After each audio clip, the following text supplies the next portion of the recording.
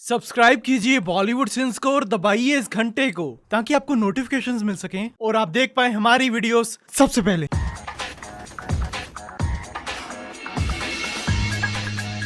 Boom guys, क्या चल रहा है? सबसे पहले तो मैं आप सभी से सॉरी मांगना चाहता हूँ। मुझे पता है ये वीडियो बहुत ही लेट है, तो ये मेरा सिन है। और कई लोग मुझे कमेंट सेक्शन में पूछ रहे हैं कि आपका कोई और चैनल है क्या? तो मैं आपको बताना चाहूंगा कि बॉलीवुड सिंस के अलावा मेरा कोई और चैनल नहीं है। मुझे पता है कि कुछ लोग मेरे फ्रेजेस यूज कर रहे हैं, जैसे लगता है इसने ज्यादा रेड बुल पी ली है, अभी ये क्या है भाई, इवन की एक्सप्लेन्स एवरीथिंग और जादू, जिससे कंफ्यूजन हो रही है और कई लोगों को लग रहा है कि वो मेरे चैनल्स हैं। पर मेरा बॉलीवुड सिंस के अलावा कोई भी और चैनल नहीं है। और अगर आप मुन्ना भाई के फैंस हैं तो आपके लिए कुछ स्पेशल है इस वीडियो में, तो प्लीज इस वीडियो को एंड तक जरूर देखना। तो शुरू करें।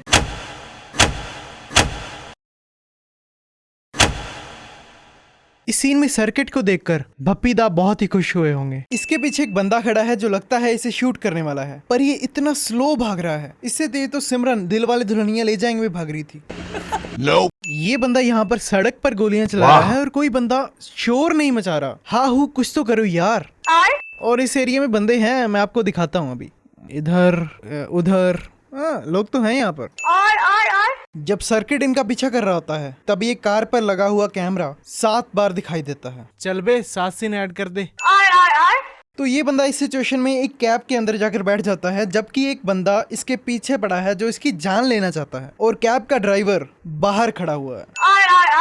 भाई तू भाग यहाँ से।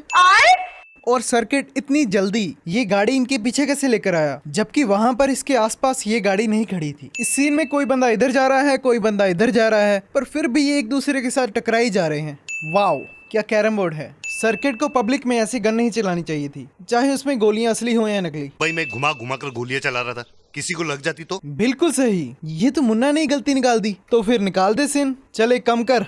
इस सीन में सारे एरिया के व्हाइट कबूतर यहीं पर आकर इकट्ठे हुए हैं। इस सीन में ये बंदा कहता है कि बाबूजी की बरसात थोड़ी है जो जुलाई में आएंगे, जबकि डायलॉग होना चाहिए था बाबूजी कोई बरसात थोड़ी है जो जुलाई में आएंगे। और ये बंदा अपने पीछे वॉल्स हैं। ये बंदा जेब से पर्स निकालने के बाद कहता है कि मुझे माफ कर दो, आपका पर्स नीचे गिर गया था, मैं आपको उठाकर दे रहा था। सही में इस बंदे को कुछ ज्यादा ही मुक्के मारने की पड़ी है। इतना ध्यान इसने अगर बॉक्सिंग में लगाया होता तो शायद एक गोल्ड मेडल देश के लिए लेकर आता। अब ये क्या है भाई? इस सीन में इन दोनों में से कोई भी बोल नहीं रहा, पर फिर भी आवाज आती है, कहां से मुझे नहीं पता। इस सीन में मुन्ना के बाबूजी कहते हैं कि पढ़ो यहाँ पर क्या लिखा है। अगर उसे इतना पढ़ना लिखना आता तो वो चोरी क्यों करता? ये भी इनके बेटे की तरह गुंडा नहीं है रे, अपन है सोशल वर्कर। हाँ सोशल वर्कर बन जाता। ये बंदे को कोई हैरानी नहीं होती जब ये मुन्ना को डॉक्टर बने देखता है, पर थोड़े समय बाद इसको हैरानी होती है कि ये मुन्ना डॉक्टर कैसे बन गया। पिछले सीन में मुन्ना के पीछे कोई नहीं था, पर अचानक से ये बंदा उसके पीछे आ जाता है। और इस बंदे को पहले से पता था कि मुन्ना इस बंदे को पीछे फेंकने वाला है, जो ये व्हीलचेयर लेकर आया है। इसकी तीसरी आंख खुली है शायद। इसे थोड़ी सी चोट लगी थी तो उसे ऑपरेशन थिएटर में लेके जाने वाली क्या बात थी। इस घड़ी पर हमेशा 5:10 होते हैं।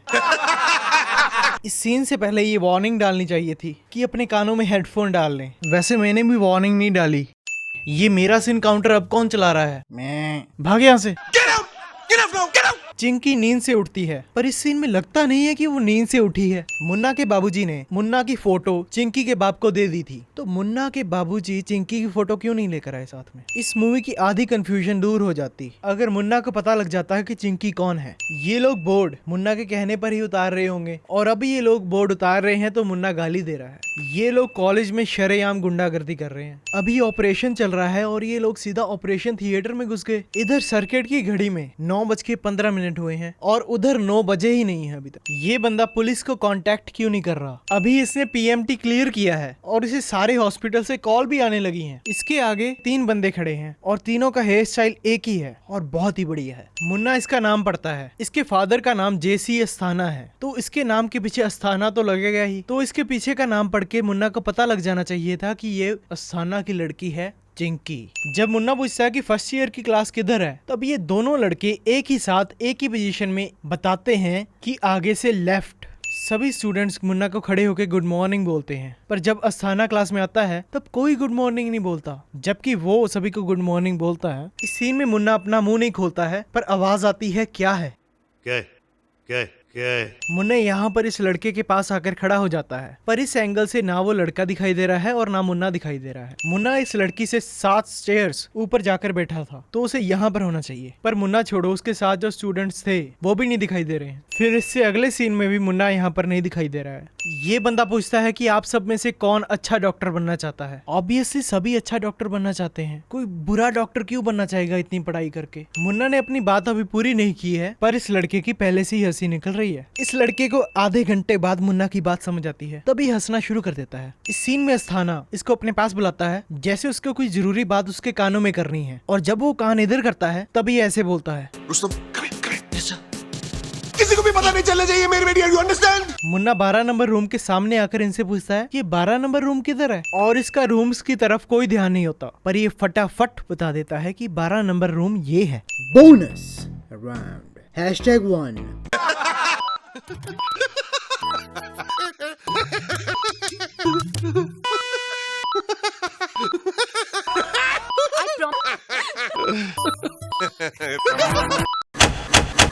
इस सीन में इस घड़ी पर 2:03 हुए हैं, फिर अचानक से इस घड़ी पर 3:10 हो जाते हैं। लगता है ये लोग टाइम ट्रेवल कर रहे हैं। इतना सामान ये लोग ले तो आए, पर ये सारा सामान ये लोग फिट कहाँ पर करेंगे, और ये एसी तो इसके बेड पर ही रख गए, ये बंदा आराम कहाँ पर करेगा। और बेचारे में इतनी हिम्मत भी नहीं लग रही कि ये एसी उठाकर कहीं और रख दे। इतनी तो रूम में जगह नहीं है जितना सामान अंदर लेकर जाया जा रहा है। इस सीन में यहाँ पर लाल रंग का कपड़ा पड़ा है, पर अगले सीन में इसके ऊपर हरे रंग का कपड़ा है। फिर अचानक से यहाँ पर लाल कपड़ा पड़ा है, जबकि वही 9 लोग नाच रहे हैं। जब मुन्ना शर्ट उतारता है तब सारे शर्ट के बटन टूट जाते हैं, पर अगले सीन में जब उसने शर्ट डाली है तब सारे शर्ट के बटन लगे हुए हैं। जादू। इस सीन में सभी के रिएक्शन डेली सोप्स की तरह दिखाते हैं, और ये सारे के सारे स्टूडेंट्स जरूरत से ज्यादा हैरान हो रहे हैं। इस सीन में सभी लड़कों ने DDLJ के राज की तरह अपना हाथ क्यों किया हुआ है। अकेले सर्किट को इस सीन में हंसी नहीं आ रही, बाकी सब हंस रहे हैं। ये पहले इधर खड़ा था और अगले सीन में सर के पास, और अगले सीन में फिर से ये बंदा इसके पीछे खड़ा है। ये काफी बार होता है तो 3 बढ़ा देते हैं, और ये सारे लोग सीधा देखकर ऐसे हंसते हैं जैसे मुन्ना आगे खड़ा हो, पर मुन्ना पीछे खड़ा है। अकेले मुन्ना को ही इस बॉडी से बास आ रही है और किसी को कोई प्रॉब्लम नहीं है। सर्किट बीच बीच में हिंदी में बात करता है, पर ये बंदा फिर भी सर्किट की बात समझ पा रहा है। इस मूवी में बहुत ही सारे कबूतर हैं। DDLJ की सिमरन के बाबूजी बहुत ही खुश होते ही इतने कबूतर देख के।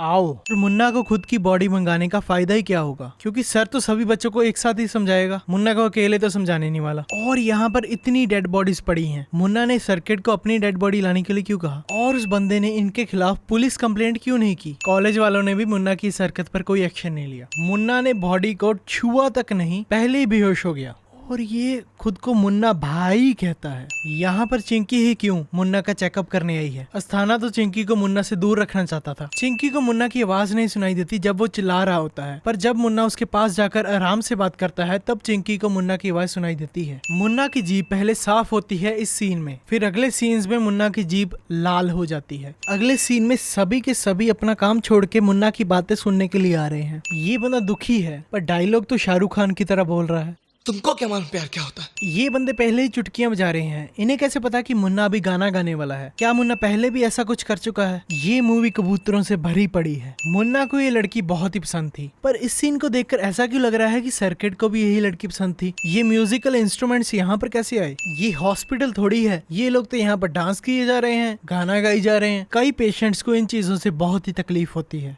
जिस बंदे की मुन्ना गाने में बात कर रहा है वो बंदा हॉस्पिटल में इसके सामने ही बैठा है। मुन्ना हॉस्पिटल के पेशेंट को भी पीट रहा है। बेचारा पहले से ही एडमिट है हॉस्पिटल में, इतनी जोर से उसके मुंह पर मारा। ये टूथपेस्ट की एड बन सकती है। क्या आपके टूथपेस्ट में नींबू और नमक है? फिर से इस सीन में भी डेली सॉप्स की तरह सभी का रिएक्शन दिखाया है। अभी ये सारे लोग मुन्ना को बीच में से निकलने की जगह दे रहे हैं, जबकि बीच में इतनी जगह है कि मुन्ना बीच में से निकल सके। चिंकी कहती है कि हमें मुन्ना को यहाँ से निकालने के लिए कोई स्ट्रॉन्ग रीजन चाहिए। उसने इस बंदे का गला दबा दिया था और कॉलेज में पूरी गुंडागर्दी चल रही है, इससे ज्यादा स्ट्रॉन्ग रीजन क्या हो सकता है। जब अस्थाना रुस्तम को बोलता है कि तुम इंस्टीट्यूशन का टफेस्ट पेपर सेट करो, तब रुस्तम बहुत खुश होता है। #What is wrong with you।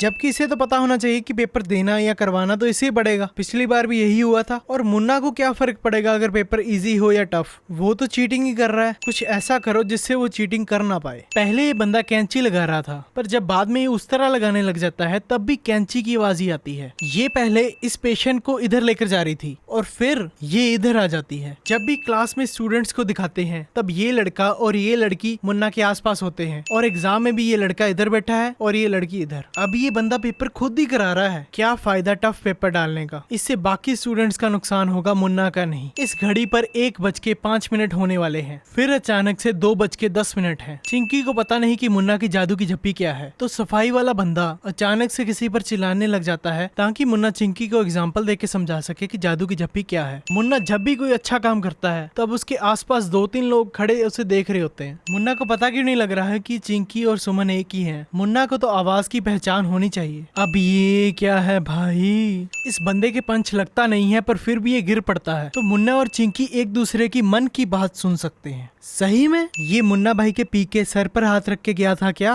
Munna कहता है कि अगर दो लोगों में कनेक्शन हो तो दिल की आवाज दिल से सुन सकते हैं। Explains everything. अगर इसका इतना कनेक्शन होता ना तो इसको मूवी के एंड में खुद चिंकी को नहीं बताना पड़ता कि वो चिंकी है। डॉक्टर अस्थाना को किसी डॉक्टर को दिखाओ क्या हो रहा है इसे। इस सीन में चिंकी कहती है कि तुम्हें पहले आना चाहिए था, पर जब उसे कोई परेशानी होगी तभी वो डॉक्टर के पास आएगा ना। और वैसे भी स्टमक कैंसर का इजीली पता नहीं लगता। ये बंदा तो बहुत डांस करके एंजॉय की जा रहा है। भाई तू हॉस्पिटल में कर क्या रहा है? इस सीन में जब जहीर जप्पी डाल रहा है तो बीच बीच में जहीर इधर देख रहा है और कैमरा एंगल चेंज होने पर सीधा देख रहा है, और ये सब सीन में 7 बार होता है। ओए काउंटर बढ़ा दे 7। सारे हॉस्पिटल में लोग मुन्ना की ही बात कर रहे हैं। ये बंदा डीन के ऑफिस में होता है क्योंकि डीन इनसे बात कर रहा होता है, पर जब मुन्ना बाहर जाता है तभी अचानक ये बंदा बाहर कैसे आ जाता है। मुन्ना को चोट इधर लगी है पर बाद में वो चोट नीचे हो जाती है। लगता है इसका फेस अंबुजा सीमेंट से बना है। Bonus round. #2.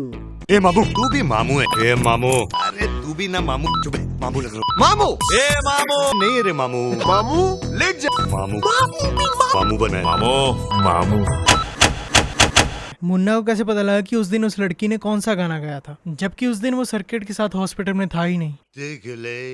अब इन लोगों का रोज का काम ही हो गया है, ये मरीजों को सोने तो देते ही नहीं है। रुस्तम के पप्पा के रानी डालने से पहले इतने सारे ब्लैक पीसेस पड़े होते हैं, पर रानी डालने के बाद यहाँ पर सिर्फ एक ब्लैक पीस रह जाता है जिसे डालना बहुत ही मुश्किल है। फिर से इस सीन में इधर पीसेस पड़े थे वो भी गायब हो जाते हैं। अब ये क्या है भाई? अगर चिंकी इस वक्त सपना भी देख रही है तो वो इतना अजीब सपना क्यों देख रही है? ये मुन्ना रट्टा वो सही मारता है। नहीं मुन्ना इस सीन में चिंकी कहती है कि तुम ही कुछ कर सकते हो मुन्ना, पर मुन्ना स्टमक कैंसर वाली पेशेंट को कैसे बचा सकता है? मुन्ना पर प्रेशर डालने की क्या जरूरत थी बेचारे पर? अस्थाना ने पहले कहा था कि मुन्ना अगर एक भी सवाल का सही जवाब देगा तो वो यहाँ पर रह सकता है, तो मुन्ना ने तो ऑलरेडी एक सवाल का सही जवाब दे दिया है। जब तक इसकी बेटी इसके खिलाफ नहीं बोलती तब तक इसे यही लगता है कि ये सही है। 3 इडियट्स में भी यही हुआ था। जब मुन्ना कहता है कि अपुन को अपनी माँ की बहुत ही याद आ रही है, तभी उसकी माँ दरवाजा खोल देती है। ये लोग मुन्ना और सर्किट के घर आने से पहले घर के अंदर कब और कैसे घुसे? भाई तेरा तो दिल का कनेक्शन था, तुझे फिर भी नहीं पता लगा कि सामने जो लड़की खड़ी है वो वही है जिससे तू प्यार करता है। मामू बना है ना। मूवी में ये बताते नहीं है, पर अगर आप ध्यान से देखें तो आपको पता लगेगा कि वही लड़की है जो हॉस्पिटल में नर्स थी, जिसने अब इससे शादी कर ली है। भाई इनकी लव स्टोरी क्यों नहीं दिखाई मूवी में? अब मैंने डिसाइड किया है कि जो मूवीज मुझे पसंद आएंगी या बहुत ही अच्छी होंगी उनका एंड में सीन काउंट 0 कर देंगे। ये मूवी जिस टाइम पर आई थी उस टाइम पर ये बहुत ही अलग तरह की मूवी थी।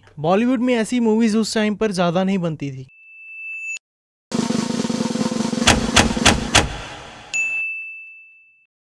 चैनल के मिलियन सब्सक्राइबर होने वाले हैं, तो प्लीज सब्सक्राइब करो इस चैनल को और मिलते हैं अगली वीडियो में।